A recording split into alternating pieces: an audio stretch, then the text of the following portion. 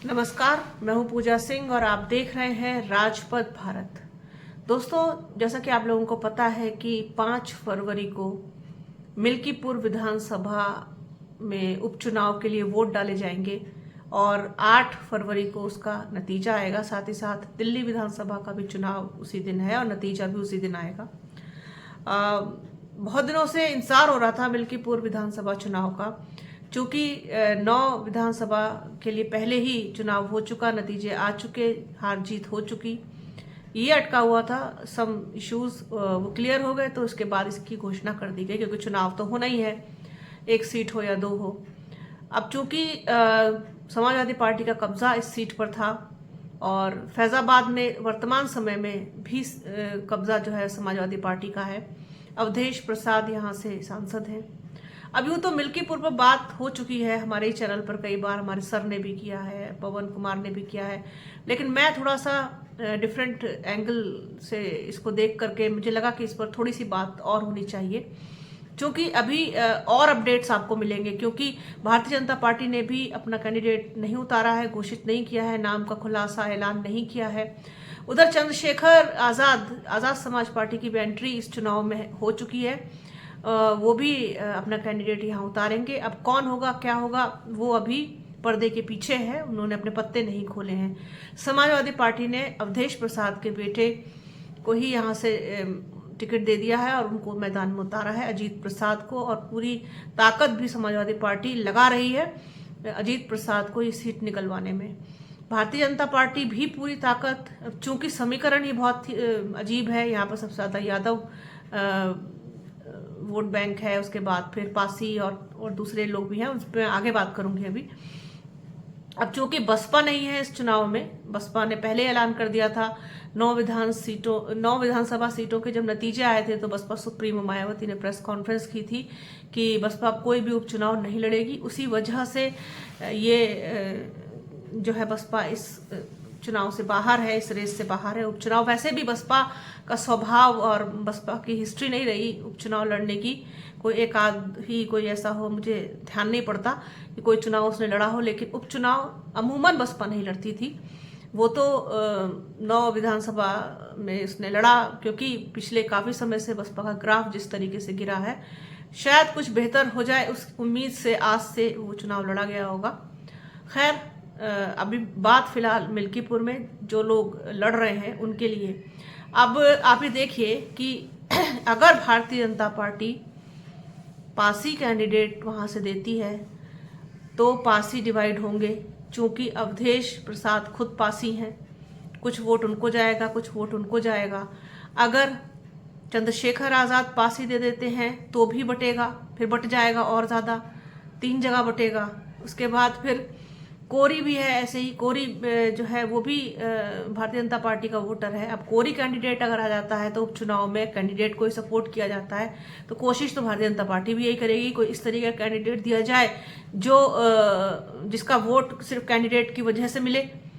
अब यही कोशिश आज़ाद समाज पार्टी भी करेगी, तो ये चीज़ हो जाएगी। तो ये जो बंटवारा है, बेसिकली ये जितने वोट हैं उनका जो बंटवारा है, ये डिसाइड करेगा हार और जीत। कोई ये नहीं कह सकता कि समाजवादी पार्टी डेफिनेटली ये सीट निकाल लेगी या भारतीय जनता पार्टी ये सीट इस वजह से निकाल लेगी। रही बात आज़ाद समाज पार्टी की, तो आज़ाद समाज पार्टी सीट तो मुझे नहीं लगता उसके लिए निकाल पाना इतना आसान होगा, लेकिन वो नुकसान किसका ज़्यादा करेगी? वो नुकसान भारतीय जनता पार्टी का ज़्यादा करेगी या समाजवादी पार्टी का ज़्यादा करेगी? चंद्रशेखर का जो कैंडिडेट होगा वो डिपेंड करता है बिरादरी के ऊपर कि वो किस बिरादरी से लेकर के आते हैं और वो किस वोट बैंक में सेंध लगाने का काम करे, क्योंकि दलित वोटों में भी बंटवारा होगा।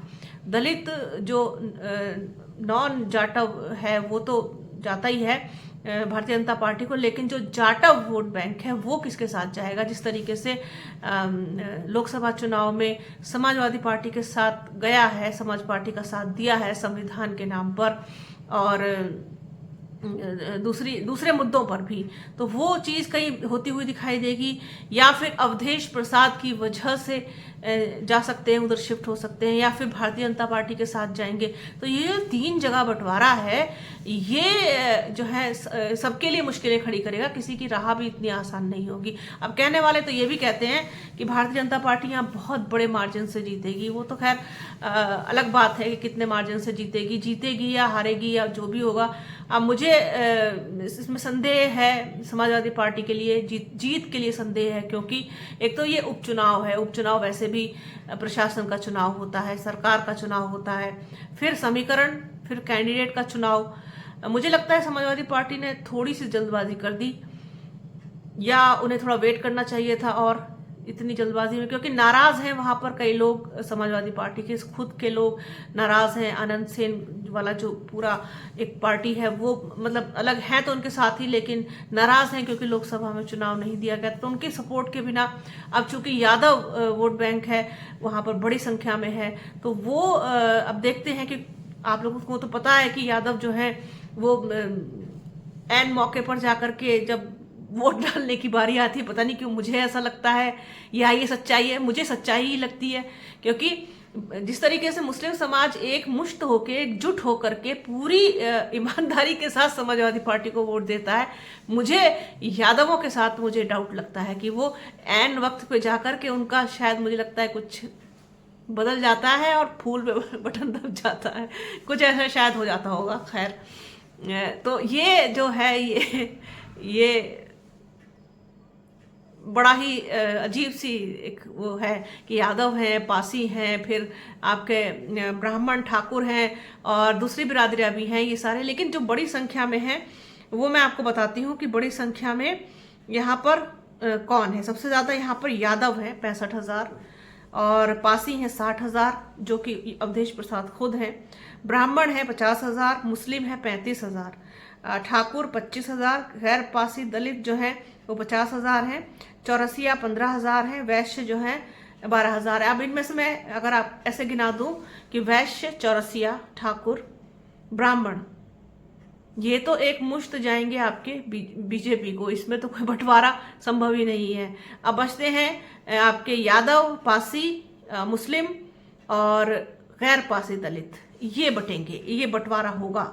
ये बंटवारा कुछ जाएंगे इसमें से बीजेपी में, कुछ जाएंगे समाजवादी पार्टी में और कुछ जाएंगे चंद्रशेखर के साथ, कुछ निर्दलीय वगैरह भी हो सकते हैं।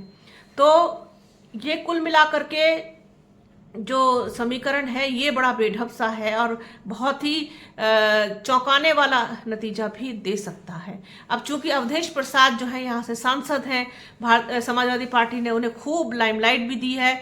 जब वो चुनाव जीते तो अखिलेश यादव उनको अपने साथ साथ लेकर के संसद पहुंचे, अपने साथ ही बिठाया, अपने साथ खूब घुमाया, मतलब पूरा एक चमचमाता हुआ कहना चाहिए कि चेहरा बना दिया अवधेश प्रसाद को। चूंकि संविधान के नाम पर काफी वोट जो है वो मिला था। अब ऐसे में अवधेश प्रसाद को इस चीज का कितना फायदा होगा, उनका खुद का जो पासी समाज है वो उनका कितना साथ देगा, इसके अलावा जो गैर पासी समाज है वो उनके साथ कितना जाएगा। मुस्लिम तो खैर मुझे लगता है कि अभी तक समाजवादी पार्टी के साथ है, वो चला जाएगा। अब यादव कितना साथ देंगे, ये सारी चीजें हैं जो इस चुनाव में देखने वाली होंगी और इस चुनाव को बहुत इंटरेस्टिंग इसी समीकरण ने बनाया है। सबकी निगाहें मिल्कीपुर चुनाव पर लगी हुई हैं कि क्या होगा यहाँ का नतीजा।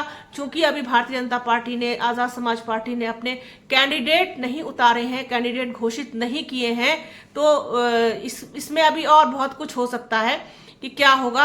अभी इनके कैंडिडेट्स आ जाएं, उसके बाद ये चुनाव और दिलचस्प बनेगा, इसमें और परिवर्तन आएगा, इसमें और चेंजेस भी होने की संभावना होगी, क्योंकि डिपेंड करेगा ना कि कोई कैंडिडेट है बीजेपी की तरफ से कि पासी है कि यादव है। और सारे वोट बैंक वैसे साधने के लिए, चाहे वो यादव हो, ठाकुर हो, ब्राह्मण हो, पासी हो, सब पे लगाया हुआ है भारतीय जनता पार्टी ने। उनकी जो रणनीति है उसका हिस्सा है ये चीज कि इनको साधिए और इनको ज्यादा से ज्यादा अपनी तरफ लेके आई, क्योंकि एक भी सिंगल चुनाव भारतीय जनता पार्टी खोने के या अपने हाथ से निकालने के लिए जो है किसी भी कीमत पर तैयार नहीं होती है। यही भारतीय जनता पार्टी की सबसे बड़ी खूबी है और यही उनका जो है एक स्ट्रेंथ कह लीजिए, उनकी जो शक्ति है वो यही है कि वो हर चुनाव पर पूरी दमदारी के साथ लगते हैं, लड़ते हैं और इसीलिए जीतते हैं। उनका जो पूरा कहना चाहिए कि जो सिस्टम है वो पूरा लगता है चुनाव से काफी पहले से ही। अब समाजवादी पार्टी भी तो पूरा दम दिखा रही है कि नहीं, हमने हमारे पास सब कुछ, हमने इस तरीके से उतारा, ये किया वो किया। अब इनकी जो अपनी अंदर की नाराजगी है, अंतर्कलह है, वही किस तरीके से इनको नुकसान पहुंचाएगी या क्या कुछ होगा, तो इस पर जो है वो भी आपको बताएंगे, पूरा अपडेट देंगे। अभी के लिए तो फिलहाल इतना ही, क्योंकि अभी इंतजार थोड़ा सा और करना होगा, कैंडिडेट्स आ जाए, उसके बाद इस पर और बात होगी, इस पर और चर्चा होगी।